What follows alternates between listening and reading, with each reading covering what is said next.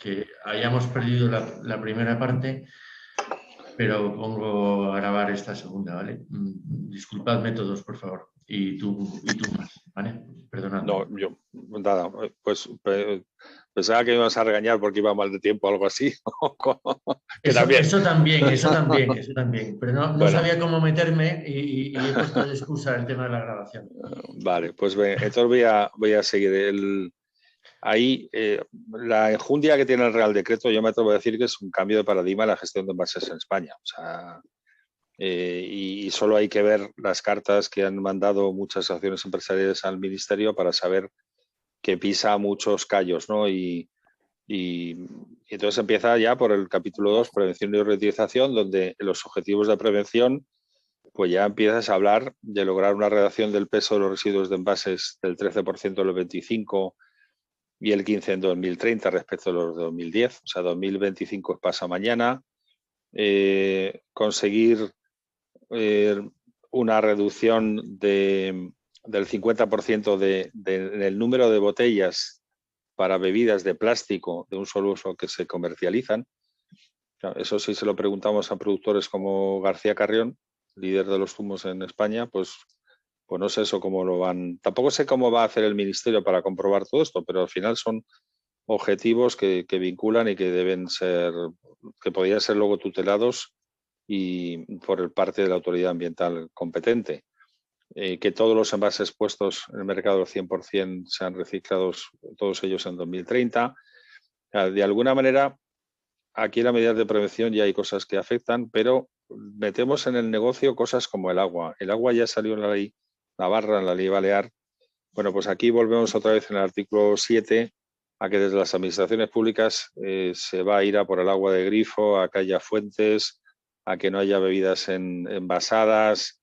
De alguna manera va por ahí la corriente, ¿no? Con lo cual los fabricantes de agua, que probablemente es de las bebidas más sanas, tienen una discriminación respecto a la de los refrescos o la de los espirituosos. Pero es verdad que el agua está en el foco de las administraciones y cada vez hay más cerco a que desde el ejemplo de la compra pública pues se restrinja la comercialización de agua envasada. Pero luego ya el gran salto son los objetivos de reutilización que establece el artículo 8.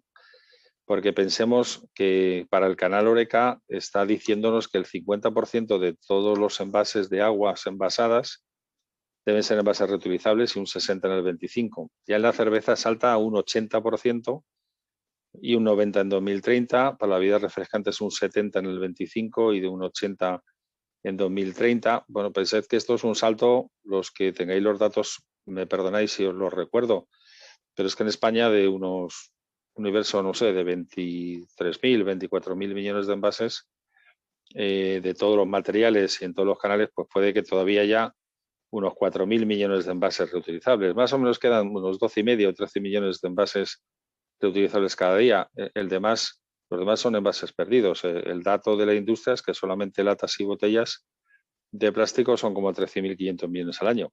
Solo latas de refresco y cerveza son 8.000 millones de latas al año. Somos el segundo país después de UK que tiene 9.000 millones. Claro, saltar a envases reutilizables en estas cantidades pues parece brutal, pero el tema es que mete más objetivos, o sea, del conjunto de todos los envases, no solo los de bebidas, un 50% de reutilizables en el 25, 60 en 2030, pero mete también objetivos para el canal doméstico, lo mete en valores absolutos y en valores relativos respecto del total de los envases que se venden y del universo de envases. Y ya estamos hablando del canal doméstico, porcentajes mínimos del 10% para el 25, 20% para el 30%. Es decir, todo esto yo no sé si saben cómo se va a poder hacer cumplir, ni siquiera cómo lo van a poder contabilizar, pero sí parece que aquí hay un impulso tremendo para los reutilizables. Y no solamente para los envases, diríamos, de perfil doméstico, que son, no, es que también lo pide para los comerciales y para los industriales. Se está pidiendo que los comerciales e industriales, los reutilizables deben ser un 40% en el 25, un 50% en el 30 y un 60% en el 35. Pero es que, y no me quiero extender demasiado, no va solo a los envases, va a un montón de artículos como jarras, envases de todo tipo donde se van a pedir cuotas de reutilización. A los Mercadona, Carrefour y compañía les complica también la vida porque les va a obligar a vender envases reutilizables en el establecimiento en función de la superficie comercial. Pues así van a tener obligaciones, según el artículo 9, de comercializar en envases reutilizables, lo cual va a cambiar también la logística del fabricante respecto del punto de venta, porque en la Horeca es fácil, ya se lleva envase perdido y envase reutilizable y se retorna al envase reutilizable, pero no existe ningún reutilizable en el canal de alimentación, con lo cual empezará a haber que pensar cómo en los miles y miles de puntos que van a estar afectados por esta regulación vamos a hacer para llevar el reutilizable, recogerlo y llevarlo a nuestras plantas de lavado y para rellenar otra vez, ¿no? Respecto del plástico, hay un salto de objetivos, que es verdad que hay una directiva brutal. Si el plástico ya está asediado por todos lados, pensad que solo tenía actualmente un objetivo de reciclado del 22,5% y salta al 50% en 2025 y a un 55% en 2030, con lo cual más madera y más caña al plástico que para conseguir ese salto pues va a tener que cumplir un montón de las medidas que hay aquí. Lo que os decía de los contenidos de reciclado, esos se trasladan también, lógicamente, al Real Decreto, que lo que hace es extender en su artículo 11 lo que ya decía la ley de residuos que hemos visto antes y, como os decía, escapa al artículo 9 y se mete más en profundidad en, por ejemplo, un 35% cuando te dice que el contenido mínimo obligatorio de plástico reciclado para 2030 tiene que ser un 35% para frascos, garrafas y artículos similares de plástico de hasta 5 litros de capacidad. Pensad, por ejemplo, que las botellas que hablamos del artículo 6 y el artículo 9 es hasta 3 litros. Aquí ya están entrando las garrafas, por ejemplo, de agua de hasta 5 litros, que en España tenemos un montón, tanto en las costas como en las islas. El 15% para botes, tarros, tarrinas, bandejas y cestas y otros artículos. El 25% para películas de film, el 50% para otro tipo de plásticos. Una cosa, el 60% para palés, cajas y contenedores de almacenamiento al por mayor y otros artículos similares de plástico. Es decir, los que tenéis ahora un pooling de palets, si los palets son en plástico, le vais a tener que decir al pooler que el 60% de sus palets tiene que ser con plástico reciclado. Yo sinceramente no sé dónde lo van a sacar, pero es una imposición que está, o un objetivo que está en la ley. Voy a ver si voy terminando. Pues yo Las sí te iba obligaciones. a decir que 2 para minutos. poder dejar. Las obligaciones de información, como os decía, es una ley que tiene, el Real Decreto tiene transparencia, trazabilidad y control. No quieren ningún free riders, no quieren ni un solo envase que no esté pagando punto verde. No quieren ninguna información que sea de dudoso contraste de cara al consumidor. Es decir, es una ley, más allá de si luego el Ministerio tendrá, las comunidades autónomas, capacidad para hacer todo eso que pretenden, es una ley que desde luego ata muy en corto toda la gestión de residuos de envases en España. Hay muchísimas obligaciones de información que veréis en el capítulo 2, que para algunas empresas pues pueda suponer algo más de burocracia y desde luego lo que es muy importante para los que tenéis envases comerciales, que básicamente es el food service. A partir del artículo 36 tenéis todas las obligaciones de la RAP, al final os vais a tener que constituir en sistemas o colectivos o individuales, y el artículo 40, que es la financiación de las operaciones como RAP, ahí empecéis a encontrar que todo eso pues al sector seguramente le va a costar dinero, un cambio durante sus operaciones en la forma de administrar. O sea, yo creo que tiene un impacto y un alcance diferente para los que tienen envases domésticos. Esto es más o menos lo mismo, va a ser un poco más caro o mucho más caro en función de lo que realmente pase, pero para los envases comerciales creo que es un salto importante para las compañías que los utilizan intensamente. Y luego el artículo 47, que es el sistema de depósito, el reglamento va mucho más allá del artículo, y lo que hace es un mini reglamento de cómo será la implantación del sistema de depósito, de manera que una vez que se declare el incumplimiento de estos objetivos intermedios en el año 23 o en el 27, en el plazo de 2 años y conforme a lo que aquí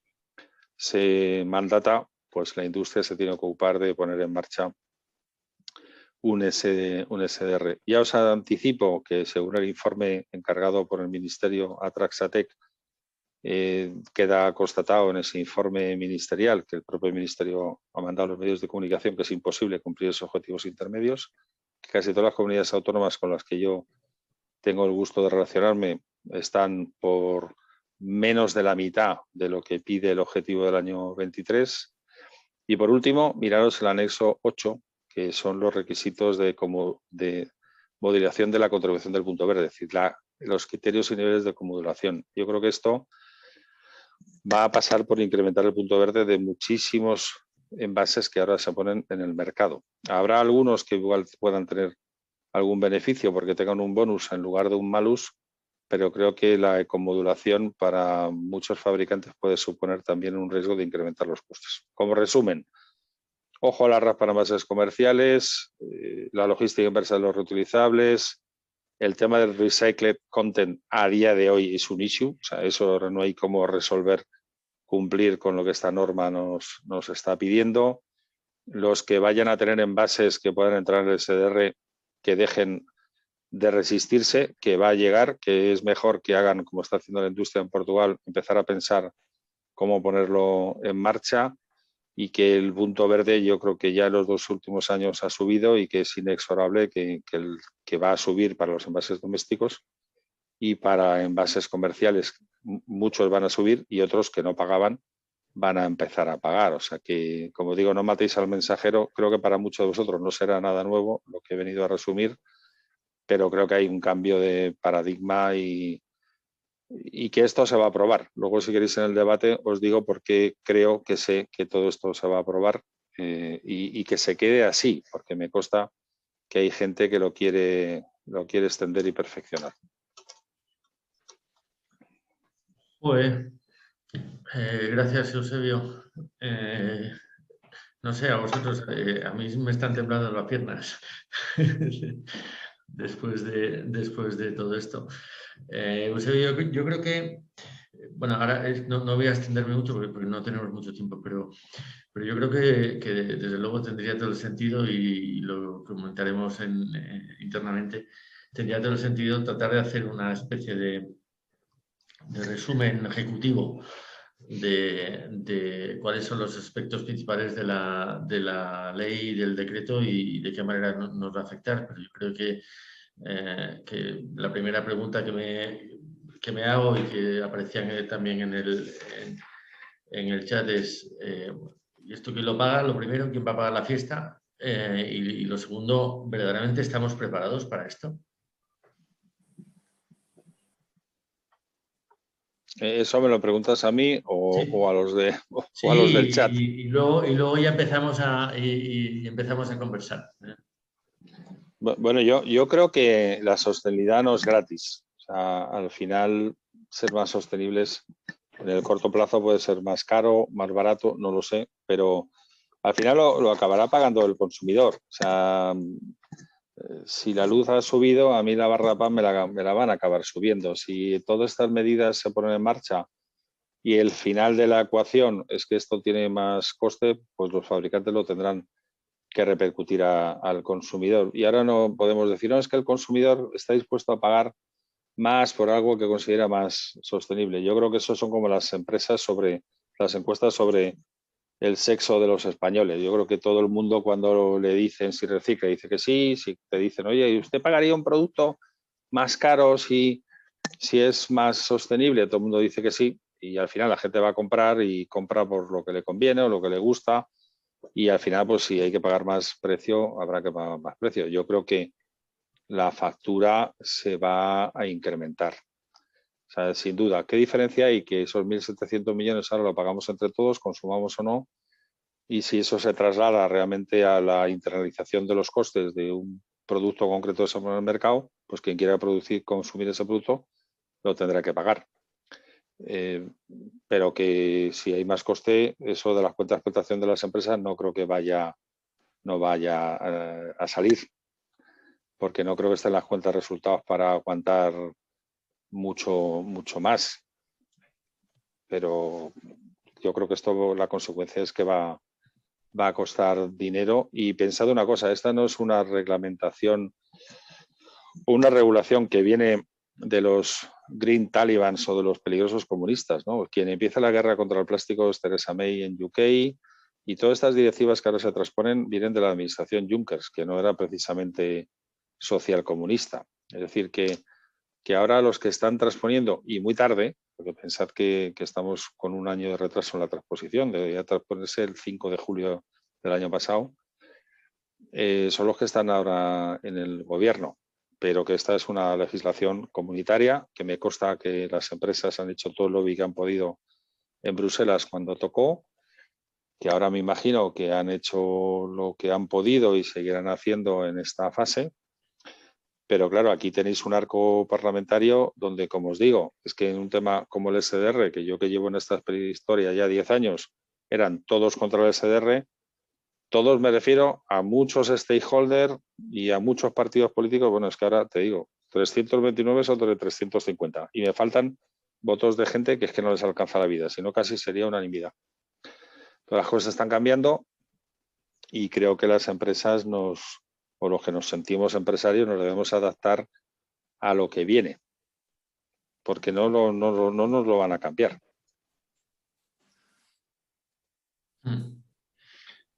Antonio tenía una pregunta. Gracias, José María. Yo creo que no, me ha contestado ahora mismo. No, mi pregunta muy concreta era si todo esto que nos anticipabas venía de Europa o no, o en qué medida se podía decir que venía de Europa, pero ya yo creo que me has contestado ahora. Bueno, ahí, vamos a ver, ahí os he dicho que hay alguna cosa, como es, por ejemplo, el tema del contenido de plástico reciclado, que en esta legislación va un poco más allá de la directiva. Pensad que en materia de legislación ambiental en Europa se imponen objetivos, pero no se imponen medios. Al Estado miembro se le da toda la capacidad para cumplir esos objetivos con las herramientas que quiera. Y luego la legislación ambiental siempre es de carácter básico, pero puede ampliarse para mejorar las condiciones del medio ambiente. Es decir, un Estado miembro puede superar la directiva con más ambición, igual que una comunidad autónoma podría superar este reglamento, esta ley con más ambición, porque todavía os queda el partido autonómico. Este es el partido estatal, pero cuando Cataluña vaya adelante con su ley de prevención, que va a arrancar dentro de muy poco, puede que le valga este escenario o le parezca poco ambicioso. Pero es que Euskadi presenta dentro de 2 semanas su plan de residuos y a continuación sigue con la ley de residuos. Yo conozco bastante bien cómo piensa el gobierno de Euskadi respecto de esta materia. Pues igual esto les parece bien o se les queda corto. Y por lo tanto, diríamos que este es el escenario de partida. Y yo creo que además empresarialmente lo ideal es que fuera también el de llegada. Y esto se lo digo siempre a los políticos. Para una empresa es una locura. En Iberia tener reglas distintas entre 2 países, pero claro, dentro de España tener 17 regulaciones, es que eso es tremendo, o sea, es ingobernable. Entonces, por eso yo siempre le pido al Ministerio, avanza tú, consigue tú los consensos con las comunidades autónomas y hacer normas que tengan unidad de mercado. Porque si no, es mejor tener una norma muy exigente que sea la misma, desde mi punto de vista, en todos los territorios de España, que tener distintas normas. Y la realidad es que las comunidades autónomas tienen ambiciones, bueno, está pues las que os he dicho, pero es que ahora la Comunidad Valenciana tiene una proposición de ley en Corts Valencianas de una ley de prevención e impulso de la economía circular y residuos, que va más allá de estos textos legales en bastantes cosas. Entonces, hasta ahí. La verdad que sí, están Xavi, José y José Manuel querían hacer preguntas, pero la verdad que es que si hacemos una carrera a ver quién puede más, el último que legisle, vamos a tener que cerrar la comunidad autónoma para todo. En fin, Xavi, tu turno y luego José y después José Manuel. Hola, ¿se me oye? Sí, Sí, sí, vale, perfecto. Bueno, no, mira, yo a modo de resumen, digamos, todo lo que nos has explicado, bueno, yo soy Xavier Herreros del Grupo Payador. Es decir, nosotros somos fabricantes y vendemos al canal Horeca con productos que están envasados en barquetas de plástico, ¿vale? Entonces, entiendo que hay una parte que se solventará con dinero, ¿eh? Es decir, hay una parte que van a subir, digamos, de forma directa o indirecta los impuestos, costará más dinero, lo vamos a tener que repercutir, lo va a tener que acabar pagando, como decías antes, el consumidor. Pero hay otra parte que me preocupa tanto más, que es, digamos, determinados objetivos que a mí me da la sensación, al menos por la parte que me toca yo como en su día, mis orígenes profesionales fueron como químico, y específicamente en la parte de polimerización, ¿eh? Y tengo una cierta idea técnica. A mí me da la sensación que algunas de las cosas que nos piden a día de hoy no están ni siquiera técnicamente resueltas. Es decir, a mí me preocupa especialmente, bueno, en nuestro caso, que utilizamos barquetas que se congelan, ¿vale? La utilización de una fracción de plástico reciclado será difícil conseguir una homogeneidad por parte de nuestro proveedor para luego no tener problemas de integridad estructural en nuestra barqueta de plástico, porque, digamos, el plástico reciclado no deja de tener unos ciertos niveles de variación en función de la materia prima de la cual ha partido. Con lo cual yo, aparte de ver un problema grave en cuanto a lo económico, también veo problemas en el futuro en cuanto a la obtención de soportes de plástico que sean estructuralmente sólidos, sobre todo en nuestro caso que va congelado, es decir, que eso, el plástico sufre un estrés especialmente importante y pequeñas variaciones en la composición del plástico, nuestra experiencia nos dice que nos dan luego problemas en cuanto a la integridad estructural. Entonces, no sé, bueno, supongo que comparto la preocupación de todos en cuanto a cómo lo vamos a hacer esto. Ahí, Xavi, mi primera reacción sería, hoy es el último día para presentar alegaciones, hoy a las 12, y yo creo... Ya vamos tarde.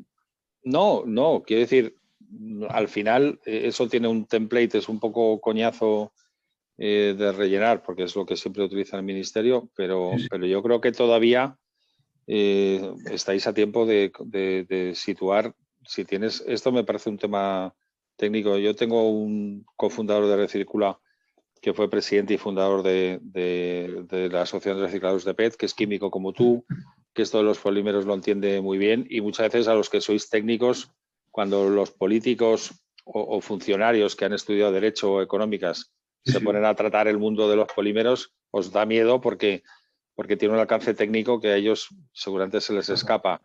Luego, muchas veces, oye, tú sabes que está el Pacto Europeo de Plásticos, hay mucho lobby de plásticos, pero también es verdad que hay muchos plásticos de nicho que no siempre estáis debidamente representados en los despachos cuando está legislando. Entonces yo te animaría,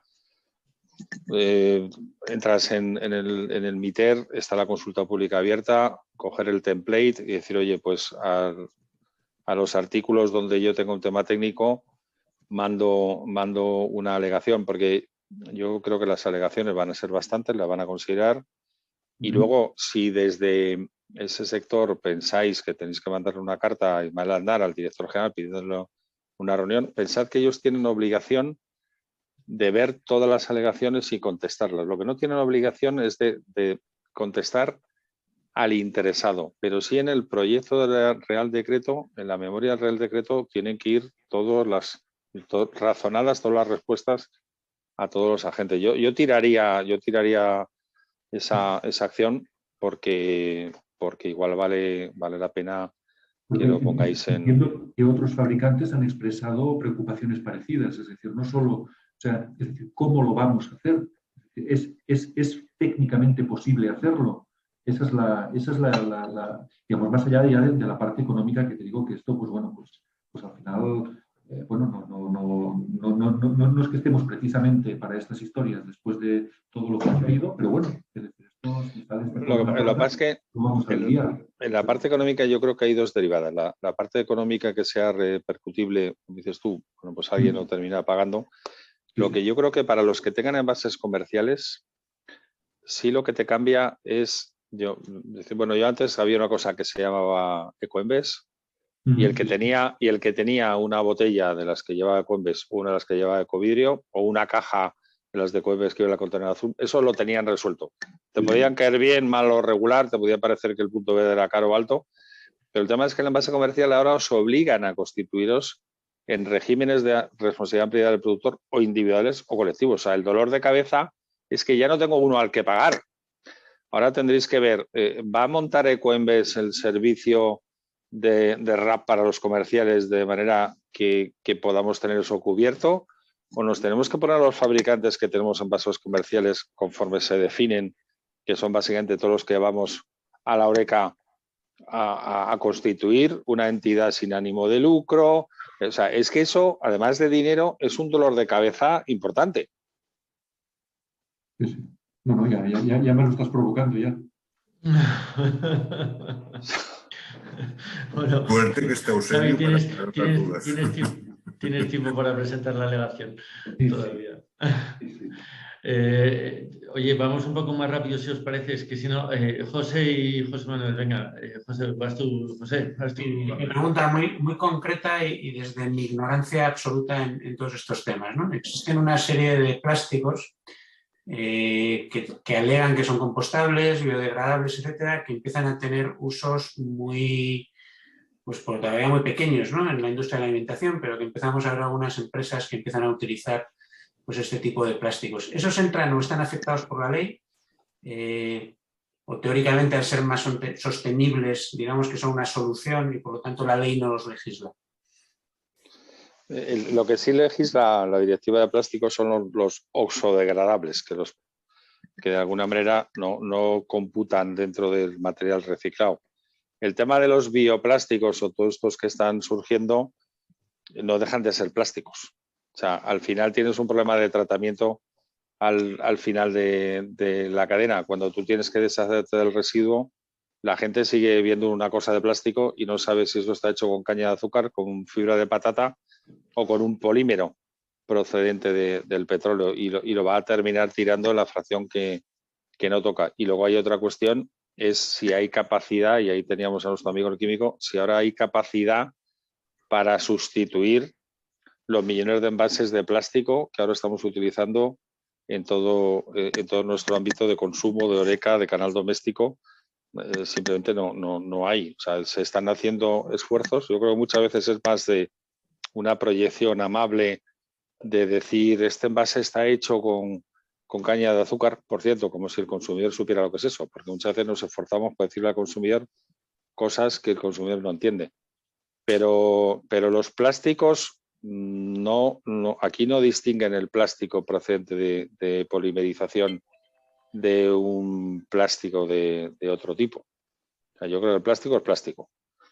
Y hay todo una cruzada contra el plástico, cosa que además me parece poco inteligente, poco justa y a veces poco atirada. Pero se ha puesto el plástico en el punto de mira y por eso creo que en esta plaza de alegaciones también hay forma de preguntar cosas. Oiga, ¿usted cómo quiere tratar este tema? Pero a día de hoy los bioplásticos yo creo que no van a resolver el problema. Ya, pero mi pregunta es si estaban afectados por la legislación. Es decir, tiene que tener un porcentaje de plástico reciclado. Ahí entiendo que no es posible, ¿no? Por ejemplo. No, porque el plástico reciclado sigue siendo PET y el PET es un polímero procedente de... o sea, ten en cuenta que el artículo 9 del artículo 6 de la Directiva del Plástico regula el contenido de plástico reciclado en botellas de plástico PET. Luego, ahí no puedes poner, ahí tienes que coger PET de materia prima secundaria. No puedes poner otra, aparte de que yo os diría el químico, si es que tú puedes poner un plástico de origen vegetal para hacer una botella de PET. Yo lo dudo, seguramente no. Tienes que ir a materia prima secundaria, que ahora, ya os digo, no hay. Ahora casi ningún fabricante podría hacer ni el 10% de sus botellas con PET reciclado, porque no hay. Y además ten en cuenta que el PET reciclado, José, no solo compite para los fabricantes de envases para hacer nuevas botellas. Es que hay muchos otros envases no bebidas, como son los champú, gel, etcétera, que están entrando en el PET, porque es un polímero más brillante, que les funciona muy bien en el lineal. Hay mucha demanda para fibras textiles.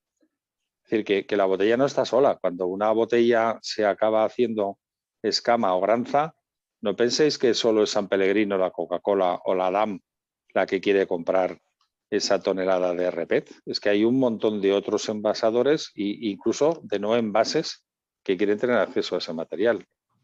Por tanto, ahí hay un cuello de botella. Pensad que hay una decisión de ejecución que está pendiente de que salga para contabilizar, y creo que esto va a responder a lo que me preguntas, qué es y qué no es RPET. Igual que para las botellas de plástico, de contar el número de botellas, ha salido una decisión de ejecución hace 10 días que nos da las reglas de cómo contar las botellas para el cómputo del 90% en 2029.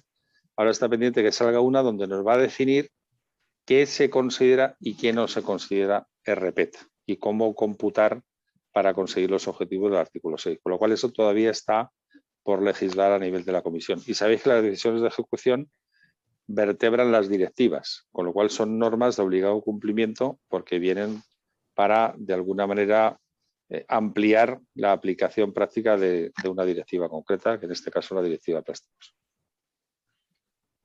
Eusebio, muchas gracias. José Manuel, si los dos nos damos prisa, lo hacemos, si no, lo dejamos para la próxima. Venga. Bueno, yo tengo tiempo, ¿eh? O sea, que yo Sí, sabéis que yo... pero somos muy talibanes. Pero que yo tengo tiempo, o sea, que por mí no lo hagáis. bueno, buenos días, Eusebio. Yo, sobre el Real Decreto, bueno, sabes que hemos trabajado estas cosas juntos muchas veces. Me parece que está planteado de una forma que muchas de las cosas que plantea no va a soportar las enmiendas y no van a poder ser aprobadas, porque hay cosas que no pueden ser y no pueden ser, que además son imposibles. Y pongo un ejemplo, para ir rápido. En el artículo 8, cuando habla de los objetivos de reutilización, y me refiero a la Horeca, porque habla concretamente de la Horeca, dice: para envases de bebida en el sector de la hostelería y la restauración, canal Horeca, expresados en unidades o en unidades equivalentes, los siguientes objetivos. Y aparte habla de aguas, habla de cerveza, habla de bebidas y luego dice otras. Entiendo otras que son otras bebidas, ¿no? El resto de bebidas, ¿no? Y dice reutilización de un 50% de los envases en 2025. A ver, otras que no son ni cerveza, ni refrescos, ni agua, son las que hoy no tienen ni un solo envase reutilizable. ¿Cómo pueden pensar que van a tener en el año 25 el 50% de los envases reutilizables? El vino, los licores, industrias que no tienen ni parques de envases, que no tienen ni instalaciones para envasarlos. Es que lo que no puede ser, no puede ser, y además es imposible. Es decir, que yo creo, esto lo he puesto como ejemplo, pero probablemente hay muchas otras cosas que se están planteando que están fuera de la realidad de lo posible. Y no sé, incluso si esto, ahí pone que son objetivos, no sé si no se cumplen, ¿qué pasa? Es decir, porque lo dice, medidas para cumplir los objetivos. Pero este objetivo, por ejemplo, concreto, imaginando que se aprobara, si no se cumple, ¿qué pasa? ¿Hay previsto un sistema de sanción? Eso no lo he llegado a ver. El reglamento tiene el mismo régimen de sancionador que la ley de residuos. El déficit de un reglamento, de un Real Decreto respecto a una ley es que no puede tener su propio régimen sancionador, por eso está cojo. Nosotros siempre hemos pedido que la directiva de envases se transpusiera mediante ley, como ya se hizo en el año 97 respecto a la directiva del 94. O sea, esto tiene dos déficits. Un déficit que yo entiendo democrático, que es no dejas al Parlamento que sobre una regulación que se va a quedar otros 20 años pueda actuar. Y la segunda es que no tiene un régimen sancionador, lo cual puede ser, José Manuel, una buena noticia, porque es que ¿cómo prevé usted estos incumplimientos? Y tú y yo, que hemos estado en el Ministerio muchas veces con secretarios de Estado, con directores generales, es que cuando les preguntas ¿y dónde estamos hoy? No tienen ni puñetera idea. O sea, el tema es, ¿tiene la capacidad el Ministerio de contar, evaluar para luego sancionar? No, o sea, yo creo que son, y tú y yo, que hemos peleado por los objetivos de Navarra y de Baleares, ¿qué ha pasado en Navarra y Baleares desde entonces? Nada. Porque si no hay voluntad política para que luego esto se haga cumplir, no pasará nada. Yo he hecho en falta medidas de impulso. O sea, yo aquí veo un montón de objetivos por todos lados, cargas administrativas y cargas económicas, pero me está faltando el cómo hacemos que esto pase. ¿Qué medidas, o bien de zanahoria o bien de palo, ponemos en marcha para que esto ocurra y que esto nos sirva para calzar una mesa? Porque muchas de las leyes luego sirven para calzar una mesa. Es que da la sensación de que han puesto cualquier cosa que se les ha ocurrido en muchos temas.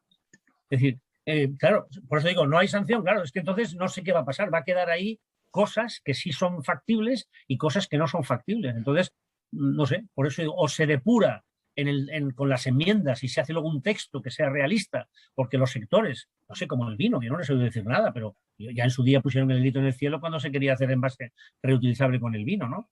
Entonces, bueno, o va a quedar un poco en nada, que es lo que me preocupa, porque hay cosas, ¿no? Nosotros hemos defendido de siempre que antes de el reciclado, primero está la reutilización. Nosotros en la hostelería siempre hemos sido el ejemplo y lo que hay de reutilización lo hacen los distribuidores en la hostelería. Pero bueno, estamos con el tiempo muy limitado, José María, y yo sí que quería dejar un poco ese apunte de que estamos muy... Lo ves esto y te asustas, dices, bueno, pero ¿qué cosas nos van a poner? ¿Qué cosa tal? Digo, el que tenga que cumplir con unos objetivos que no son factibles en ese plazo. Entonces, hasta cierto punto, entonces hay que relativizar ciertas cosas. Por tanto, igual podríamos hacer otra sesión donde se pudiera diferenciar lo que es relativamente obligatorio y lo que sin duda lo será, porque, bueno, viene por la directiva europea y ya tiene un sistema de sanción, etcétera, ¿no? Hacer un poco de diferenciación. Yo lo veo. Legislar y luego no controlar que efectivamente se cumpla lo que se legisla. Fíjate, yo lo que dice José Manuel, hay una cosa muy clara. Si a José Manuel, que es el que más sabe de envases reutilizables de este país, no le han preguntado, ya hemos empezado mal. Y me consta que no lo han preguntado. Lo cual quiere decir que aquí hay muchas cosas que pueden tener pies de barro. Pero la parte que tiene que ver con la responsabilidad ampliada del productor, que eso es dinero y todas las administraciones están muy tiesas de dinero, eso sí que no lo hemos de tomar muy en serio. Porque ahí, desde los ayuntamientos, comunidades autónomas, ahí nos van a pedir el dinero seguro, porque tienen todas las palancas. Esto de si en vino o en sidra va a haber un 50 o no, sinceramente creo que no van a poner el foco ahí. Pero en todas esas otras partes de costes directos, ahí sí. Y luego lo que decía José Manuel, dice, aquí no hay enmiendas, hay unas alegaciones que se pueden presentar, pero yo diría, no termines hoy. Hoy termina un proceso formal, pero el Ministerio va a tardar entre 3 y 4 meses en que este reglamento pase a ser un texto publicado en el Boletín Oficial del Estado. Entonces, los que tengáis algo que aportar al Ministerio, empezad a pedir reuniones ya, cuesta tenerlas, pero a través de la representatividad sectorial que tenéis, haceos visibles en el Ministerio. Porque claro, esto hace ya un mes que salió a participación pública, pero es que no se acaba mañana. Yo diría que empieza mañana. Y que no tiréis la toalla si veis que hay cosas que el Ministerio tiene que conocer. Y luego hay una parte que es el Ministerio, pero luego yo os diría, hay la parte de la Agenda 2030 que es muy interesante. Pensad que es un poco el complemento medioambiental al Partido Socialista desde Podemos y hombre, pues a lo mejor si el Ministerio no recibe, bueno, yo os diría a quién os sugiero que vayáis a ver del Ministerio de Ione Belarra de la Agenda 2030, porque hay cosas de las que han salido aquí que son razonables y que el Ministerio, y esto es una técnica de este gobierno tiene la técnica de legislar sin preguntar. Yo llevo 3 años muy implicado en temas legislativos en Portugal y los Stakeholders Consultation, hay toda una dinámica participativa de que los sectores puedan aportar. Luego no le pueden hacer caso a todo el mundo, pero no todo el mundo tiene ni el mismo punto de vista ni los mismos intereses. Pero a mí me gustaría saber a cuántos de vosotros os ha preguntado el Ministerio respecto a este Real Decreto.